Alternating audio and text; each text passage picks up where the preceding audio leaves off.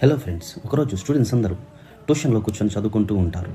ఇప్పుడు మధ్యలో పవర్ అయితే పోతుంది. అప్పుడు స్టూడెంట్స్ అందరూ సార్ బ్రేక్ ఇవ్వండి, పవర్ కూడా పోయింది కదా అంటారు. కానీ ఆ సార్ మీకు మరికొన్ని రోజుల్లో ఎగ్జామ్స్ ఉన్నాయి, ఇప్పుడు మీరు బ్రేక్ తీసుకుంటే ఎలాగా చదువుకోండి అంటాడు. కానీ అప్పుడు ఆ స్టూడెంట్స్ అందరూ అల్లరి చేయడం అయితే మొదలు పెడతారు.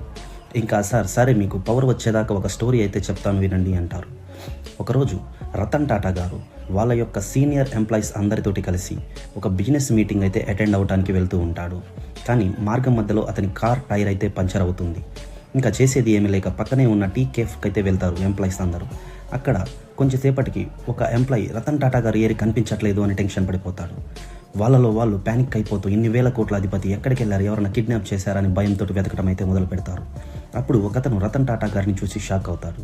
అన్ని వేల కోట్ల అధిపతి రోడ్డు మార్గం మధ్యలో కూర్చొని ఒక టైర్ని అయితే రిపేర్ చేస్తూ ఉంటాడు. అప్పుడు అది చూసి షాక్ అయిన అతను, సార్ మీరు ఏం చేస్తున్నారు, మీరు ఇలా చేయకూడదు అంటారు. అప్పుడు రతన్ టాటా గారు, ఇందులో తప్పేముంది, నేను డ్రైవర్కి హెల్ప్ చేస్తున్నాను.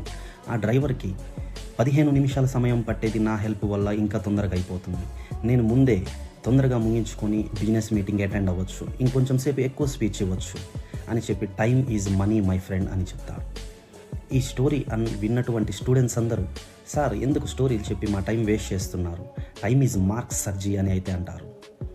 ఓకే ఫ్రెండ్స్, మీలో రతన్ టాటా గారు అంటే ఇష్టం ఉన్నటువంటి వాళ్ళు ఒక లైక్ అయితే చేయండి, కామెంట్ చేయండి. Thank you.